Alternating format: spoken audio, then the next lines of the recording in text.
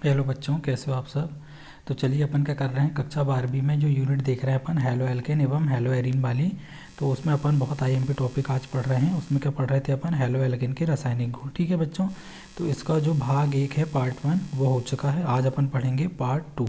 ठीक है, तो अपन आज देख रहे हैं नाभिक स्नेही प्रतिस्थापन अभिक्रियाएँ। ठीक है, रासायनिक गुण हैं इसके। ठीक है, और इसके अगले वीडियो में अपन विलोपन अभिक्रिया और धातु के साथ क्रिया दोनों एक साथ देख लेंगे। देखो बच्चों, जो अपन ने भाग 1 पढ़े हैं वीडियो का, उस भाग 1 में अपन ने बेसिक देखे थे कि न्यूक्लियोफिलिक रिएक्शन होती क्या है। वो 3 आईएमपी रिएक्शन देख चुके थे। उसी में से सेकंड रिएक्शन ईथर का बनना या विलियमसन संश्लेषण अपन ने देखे थे, और थर्ड रिएक्शन देखे थे अपन ने। ठीक है, एस्टर फॉर्मेशन, एस्टर बनाने की विधि भी देख लिए थे। जो आज है, आज अपन 4 बहुत ही आईएमपी रिएक्शन पढ़ेंगे। ठीक है, तो जो पुराना अपना वीडियो था उसमें आपने देखे होंगे कि यहाँ पे जितने भी अपन ने न्यूक्लियोफाइल लिए थे ना, वो न्यूक्लियोफाइल के ऐसे थे जिसमें एक ही कोई परमाणु जिसके पास लोन पेयर ऑफ इलेक्ट्रॉन होते थे, और वो अपने लोन पेयर ऑफ इलेक्ट्रॉन देता था और क्या करते थे, वो न्यूक्लियोफाइल के जैसे एक्ट करते थे। पर कुछ न्यूक्लियोफाइल ऐसे होते हैं बच्चों जो उभयधर्मी न्यूक्लियोफाइल कहलाते हैं। उभयधर्मी न्यूक्लियोफाइल ऐसे न्यूक्लियोफाइलों को कहते हैं, ठीक है, जिसमें क्या हो, 2 दाता परमाणु हो। जैसे नाइट्रोजन है, नाइट्रोजन के पास भी यहाँ लोन पेयर ऑफ इलेक्ट्रॉन है, और यहाँ पे कार्बन के पास भी माइनस आवेश है। ठीक है, इसी प्रकार नाइट्रोजन के पास भी लोन पेयर ऑफ इलेक्ट्रॉन है और ऑक्सीजन के पास भी है। ठीक है, अर्थात ये भी इलेक्ट्रॉन दान कर सकता है, ये भी दान कर सकता है, ये भी दान कर सकता है, और ये भी दान कर सकता है। तो ये जब अलग अलग प्रकार से दान करेंगे तो अलग अलग प्रकार के हमको क्या बनेंगे, कंपाउंड बनेंगे।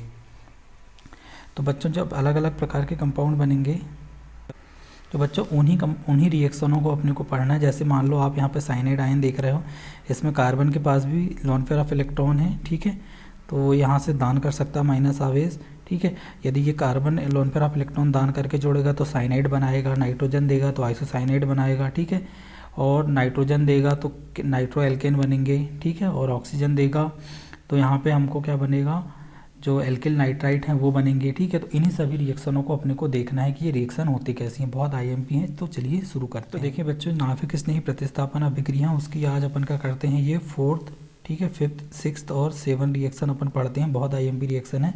तो अपने को बच्चों यहाँ पे बताना है कि यहाँ पे उत्पाद क्या बनेगा। ठीक है, इसी में इन चारों में आपको उत्पाद बताना। तो अपन ने यहाँ पे एक एल्किल हैलाइड ले लिया है। एल्किल हैलाइड में अपन ने यहाँ पे क्या लिए हैं, C2H5Cl अर्थात एथिल क्लोराइड या क्लोरोएथेन अपन ने ले लिए हैं, जिसकी रिएक्शन अपन अलग अलग यहाँ पे जैसे पोटेशियम साइनाइड, सिल्वर साइनाइड, ठीक है, पोटेशियम नाइट्राइट और सिल्वर नाइट्राइट से हम करेंगे।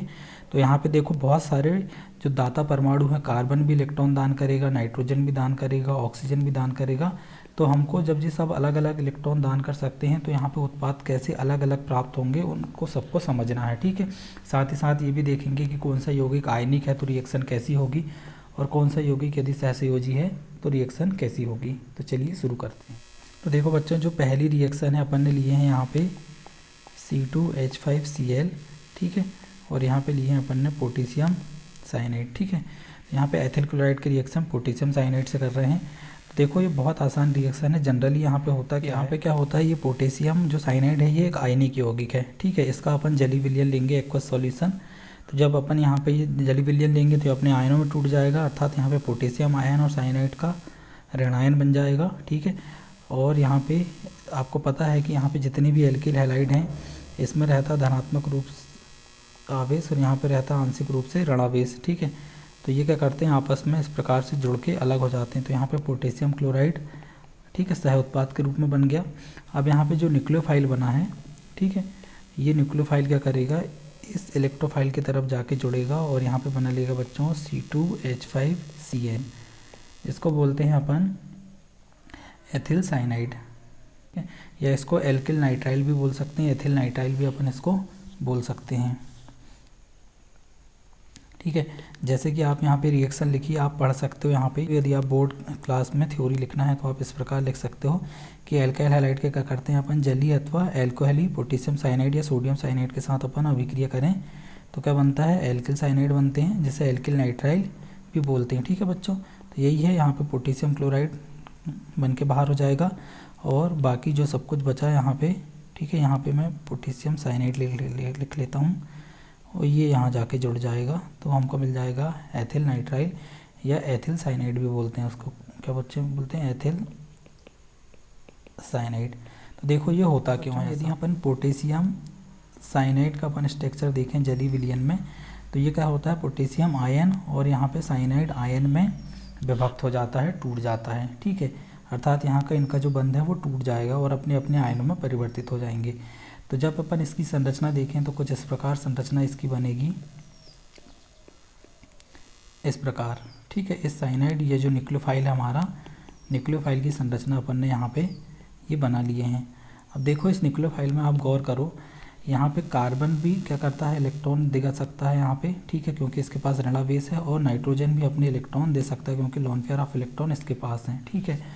तो देखो यहाँ पे दो कारण हैं कि कार्बन ही क्यों देगा, ठीक है, क्योंकि यहाँ पे कार्बन से जुड़ा है। एक तो क्या होता है कि जब मान लो C2H5CN बनेगा तो यहाँ पे इस कार्बन और इस कार्बन के बीच में क्या होगा बच्चों, बंध बनेगा, ठीक है। इस कार्बन और इस कार्बन के बीच में जब बंध बनेगा, ठीक है, तो वो ज़्यादा स्टेबल बंध रहता है, बजाय यदि मान लो यहाँ पे C2H5NC बनता तो यहाँ पे क्या होता बच्चों, कार्बन और नाइट्रोजन के बीच में बंध बनता। तो ये कार्बन और नाइट्रोजन के बीच में जो बंध है वो थोड़ा वीक बंध है, और जो कार्बन और कार्बन के बीच में यहाँ पे बंध बन रहा है बच्चों यहाँ पे, ठीक है, कार्बन और कार्बन के बीच में ये थोड़ा स्ट्रॉन्ग बंध है इसके अपेक्षा, इसलिए यहाँ पे यही रिएक्शन फेवरेबल होगी और यही बनेगा, ठीक है, एथिल नाइट्राइल या एथिल साइनाइड, ठीक है। दूसरा ये कारण है बच्चों इसका कि यहाँ पे देखो जो नाइट्रोजन है इसकी विद्युत ऋणात्मकता होती है क्या, ज़्यादा। यहाँ पे नाइट्रोजन की विद्युत ऋणात्मकता ज़्यादा होती है और कार्बन की होती है कम, और ऊपर से कार्बन के ऊपर आ गया आवेश, ठीक है।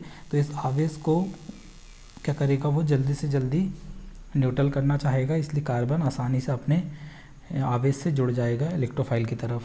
अब समझ गए होंगे यहाँ पे कि पोटेशियम क्लोराइड यहाँ पे क्यों बन रहा है, और यहाँ पे जो CN है वो एक आयनिक यौगिक होने के कारण यहाँ पे कार्बन ही इलेक्ट्रॉन देगा, क्योंकि कार्बन और कार्बन के बीच में बंध स्ट्रॉन्ग होगा। देखो बच्चों जो सेकंड रिएक्शन लिए थे अपन ने वो लिए थे C2H5Cl एथिल क्लोराइड। इसकी रिएक्शन अपन कर रहे थे सिल्वर साइनाइड से, ठीक है। अब यहाँ पे देखो कि बनेगा क्या, ठीक है। तो यदि मान लो आप सिंपल रिएक्शन करा रहे हो कि यहाँ पे सिल्वर क्लोराइड बना दें AgCl, ठीक है, तो ये तो सही है यहाँ पर यदि आप यहाँ पे CN को इससे जोड़ दें और आप बना दें यहाँ पे क्या C2H5CN, तो ये आपका जो उत्पाद है ये हो जाएगा गलत, ठीक है।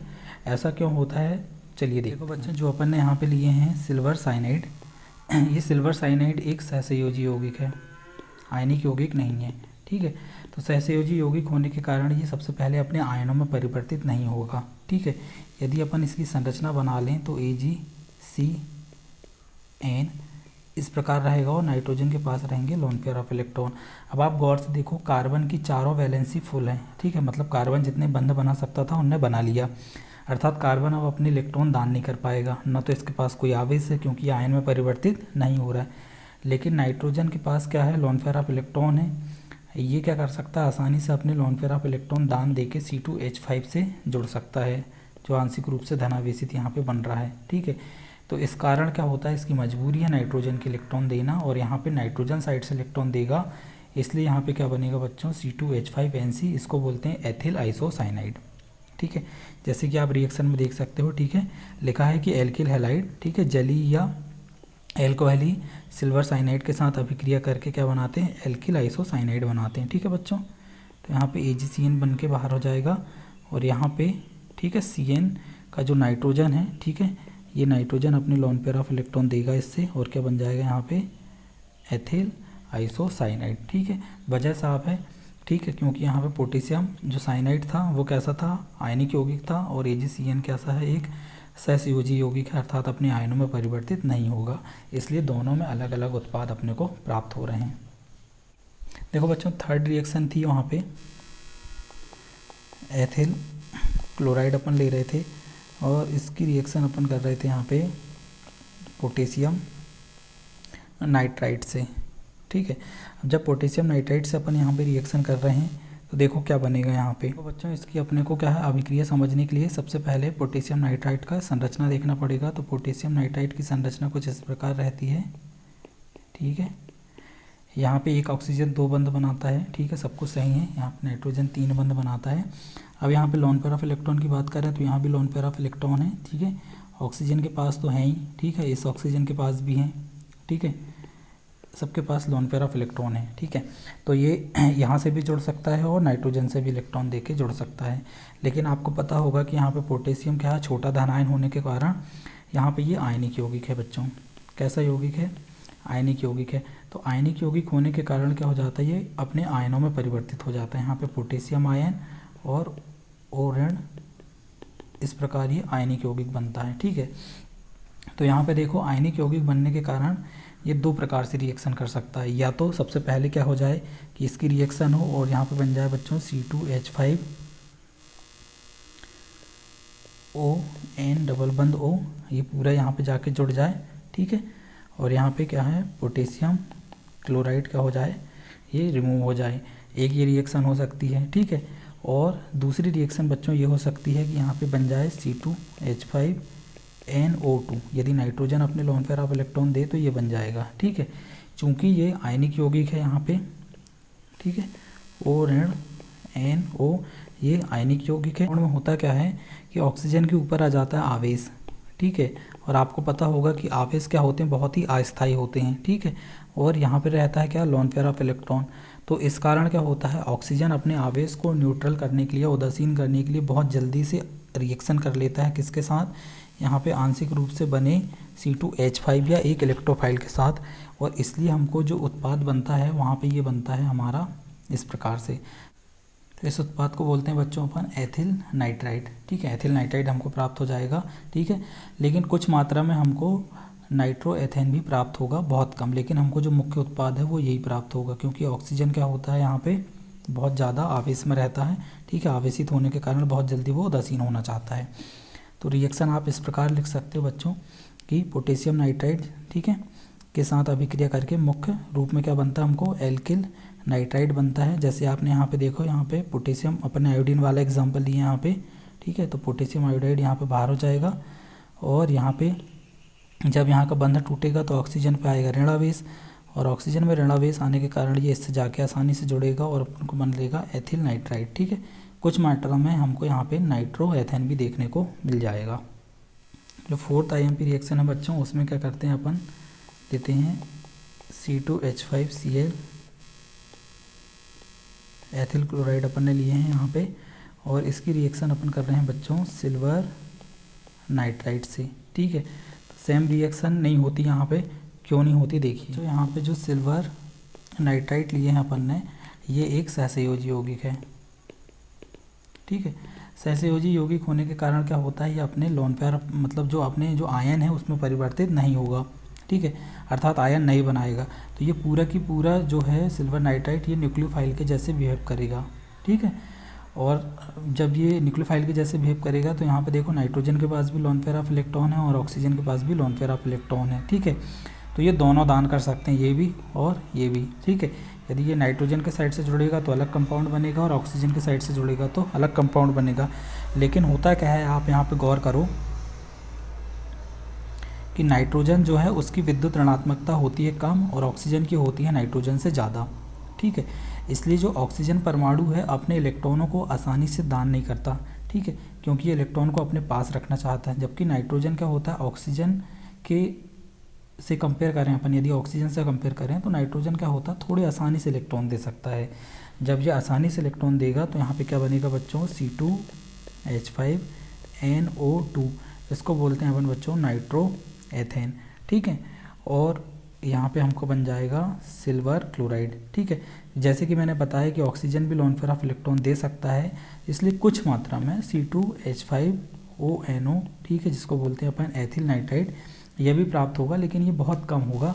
जो हमारा मुख्य पदार्थ है, ठीक है, जो मुख्य उत्पाद है यही प्राप्त होगा बच्चों नाइट्रो एथेन, ठीक है। जैसे कि रिएक्शन में लिखा है कि सिल्वर नाइट्राइड के साथ जब अपन अभिक्रिया करेंगे तो नाइट्रो एथेन, ठीक है, नाइट्रो एल्केन मुख्य पदार्थ के रूप में बनेगा और कुछ मात्रा में, ठीक है, एल्किल नाइट्राइड भी बनेगा, ठीक है। तो यहाँ पर ना आयोडीन वाला एग्जाम्पल लिए हैं, ठीक है, एथिल आयोडाइड लिए हैं, तो यहाँ पे सिल्वर आयोडाइड बाहर हो जाएगा, ठीक है। और जो NO2 है इसमें क्या होता है, जो नाइट्रोजन है, नाइट्रोजन अपने लोन पेयर ऑफ इलेक्ट्रॉन इसको देता है, ठीक है। तो नाइट्रो एथेन बनेगा यहाँ पे मुख्य पदार्थ के रूप में और कुछ मात्रा में ये भी बन जाएगा, ठीक है।